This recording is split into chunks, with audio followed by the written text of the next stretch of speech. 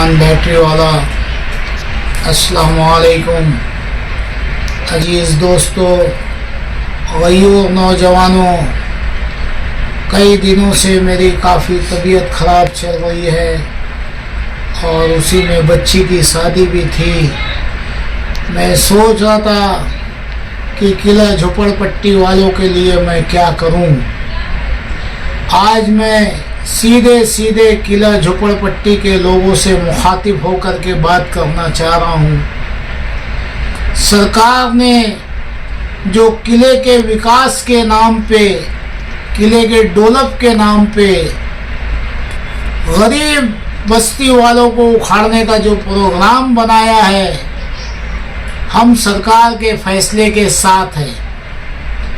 लेकिन साथ ही साथ मेरा सरकार से सवाल है कि क्या मालेगांव शहर में सिर्फ किला झोपड़पट्टी ही उठाना ज़रूरी है? आधे से ज़्यादा मालेगांव पे कब्ज़ा है, आधे से ज़्यादा मालेगांव पे कब्ज़ा है। अतिक्रमण मालेगांव शहर के लिए नासूर बन गया है। लोगों की न जाने कितने लोगों की साल भर में अतिक्रमण की वजह से मौत हो गई है। जो सड़कों पे अतिक्रमण है उसे नहीं हटाया जा रहा है। किला झोपड़पट्टी हटाना जरूरी है। मालेगांव शहर में मैं सरकार को बताना चाह रहा हूं, आपकी महानगर पालिका के लोग, आपके रजिस्ट्रार के लोग, आपके तहसीलदार, ये सब मिलके स्कूल की रिजर्व जमीन बेचे, गार्डन की रिजर्व जमीन बेचे, बच्चों के खेल कूद की रिजर्व जमीन बेचे, सब्जी मार्केट की रिजर्व जमीन बेचे। इन लोगों ने ट्रक टर्मिनल्स की पूरी जमीन बेचे, इन लोगों ने कब्रिस्तान की जमीन बेचे। हद हो गई, नदी नाले तक बेचे और सब में महानगर पालिका और रजिस्ट्रार और तहसीलदार इन्वॉल्व है। इन सब मुद्दों में सरकार, हम तो, मैं रिजवान बैटरी वाला हमेशा कानून के साथ खड़ा रहा हूं, गैर कानूनी काम में कभी अड़थड़ा नहीं डाला हूं। लेकिन आप किसी जुल्म के साथ, किसी गरीब के साथ जुल्म कर रहे हो। सरकार ये चाहेंगी कि किसी मजलूम गरीब को कुचल के और विकास करेंगी, तो वो भी आपके अपने लोग हैं। सरकार माई बाप है। बिल्कुल उखाड़ना चाहिए किला झोपड़पट्टी के लोगों को। मैं सरकार के साथ में हूं, लेकिन मेरा सवाल है सरकार से, हम 10 साल से आपको पाठ पुरावा कर रहे हैं, 10 साल से। कमिश्नर, तहसीलदार, प्रांत, collector, IG, DIG, CM, PM, सबको हम रिटर्न में दे रहे हैं कि ये गैर कानूनी काम हो रहा है, सरकार की जमीनें, गरीबों का हक मारा जा रहा है। तब आप सो रहे थे। सर, हिंदुस्तान का एक ऐसा किला बताना, एक ऐसा किला जिसको सरकार ने बेच दी हो। मालेगांव शहर का अनोखा किला है क्या, जो किले की खंदक के बाहर है, 70 साल, 40 साल, 45 साल से रह रहे हैं, 50 साल से आगे से रह रहे हैं, किले से काफी दूर, और किले के अंदर काकानी स्कूल वाले अतिक्रमण करके बैठे। किले के अंदर एक खिल्ला नहीं ठोक सकते, आसार कदीमा की जगह एक खील नहीं ठोक सकते। हमारी किले की दीवार तोड़ दी गई, हमारे किले का गेट तोड़ दिया गया, हमारे राजा की तोप गायब कर दी गई, हमारे राजा की खंडा खोद करके वहां पे स्कूल खड़ी कर दी गई, जबकि इनकी स्कूल की जमीन उधर पड़ी है और ये किले में पड़े हैं। यह अतिक्रमण नहीं है। आप उस बस्ती को तोड़ने से पहले इस अतिक्रमण को तोड़िए, जिससे किला खूबसूरत दिखेगा।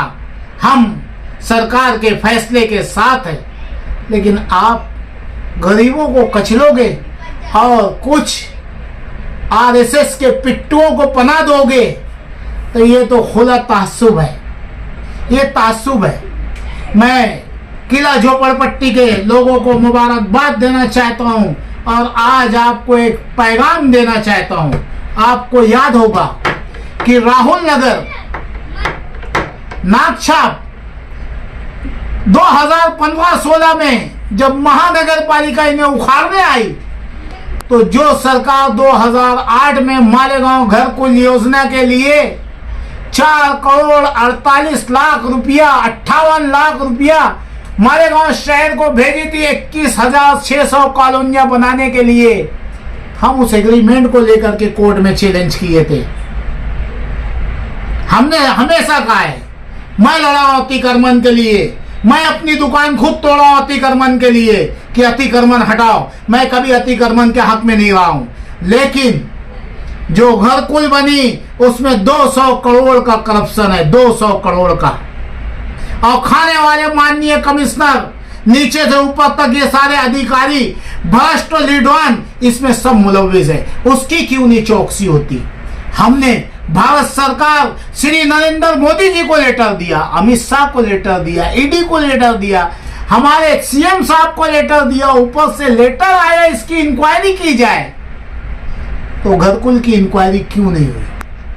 वहां पे जहन्नम है वो जहन्नम। मैं किला झोपड़पट्टी वालों से कहना चाह रहा हूं कि 2015-16 में जब हम ये केस लड़ रहे थे तो महानगर पालिका ने माफीनामा मालेगांव कोर्ट में लिख के दिया और ठेकेदार ने लिख के दिया कि 6 महीने के अंदर हम तमाम बुनियादी सहूलियात वहां देंगे जो एग्रीमेंट में लिखा हुआ है। कोई काम पे अमल बजौनी नहीं हुई, ये कोड ऑफ कंडम हुआ है। मैं शहर की आवाम से कहना चाह रहा हूं कोई भी घरकुल में नहीं जाना, ये तुम्हें भेज नहीं सकते और ये तुम्हें हटा नहीं सकते। अल्हम्दुलिल्लाह आपके जिम्मेदारों से मेरी फोन पे बात हो रही है, आपको भी स्टे मिल चुका है आने वाली 17 तारीख तक। उसके बाद भी अगर जो कोई फिरका परस्ती करता है आपके साथ, सुबह फौज फाटा लेके आता है आपके दुआरे पे, तो बस्ती के लोगों आपको डरने की जरूरत नहीं है। एक हाथ में गुलाब का फूल लीजिए और एक हाथ में हाई कोर्ट का स्टे लीजिए। आने वाले हर अधिकारी का इस्तेकबाल कीजिए उसे गुलाब का फूल दे करके और उन्हें दिखाइए कि सर हमारी उच्च न्यायालय ने, हाई कोर्ट ने स्टे दिया है, आप 17 तारीख तक का यहाँ कुछ नहीं कर सकते। खुदा ना खास्ता फिरका परस्ती पे उतर गए तो तुम उनसे भिड़ना नहीं। आप अपने बीवी बच्चों के साथ अपनी गिरफ्तारियां दो कि जब हमारा आसियाना ही उजड़ गया तो हम कहां जाएंगे। जब तक ये आसियाना हमें कायदे से नहीं मिलेगा हम सरकार के मेहमान बन के वहीं खाएंगे, वहीं पिएंगे, वहीं रहेंगे और जब तक हम बेल नहीं लेंगे। तुम्हें किसी लीडर की जरूरत नहीं है, तुम खुद खड़े हो, इनकलाब खड़ा हो जाएगा। रिजवान भाई, जैसे हमने देखा है कि आप बरसों से अतिक्रमण के खिलाफ, गैर कानूनी कामों के खिलाफ आवाज़ उठाते हो। शहर में एक अपने आप को बहुत बड़ा लीडर कहते हैं माजी आमदार साहब है, इसी तरीके से 2 टर्म से एक मौजूदा आमदार है एमएलए मुफ्ती साहब।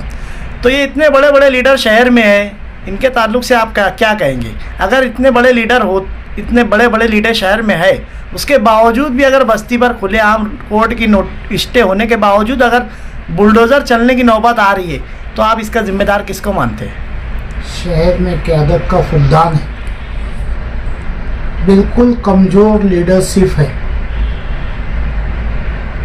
रह का गया सवाल माजी एमएलए और उनके साथी जो अगाड़ी बना के काम कर रहे हैं, उन्होंने जो भी काम किया काबिले मुबारकबाद है।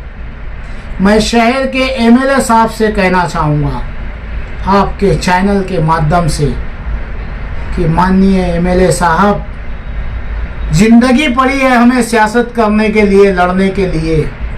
मैं शहर के मौजूदा एमएलए, माजी एमएलए, शहर के अपने आप को तमाम लीडर कहने वालों से मैं अपील कर रहा हूँ, खुदा का वास्ता दे रहा हूँ, ये तुम्हारी तेरी मेरी करने का समय नहीं है।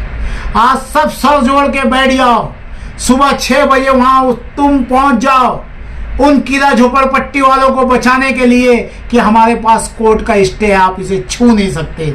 आज लोग उस दरवाजे पे बैठ के हसरत भरी निगाह से देख रहे हैं कि कोई हमारी नुमाइंदगी करने आएगा।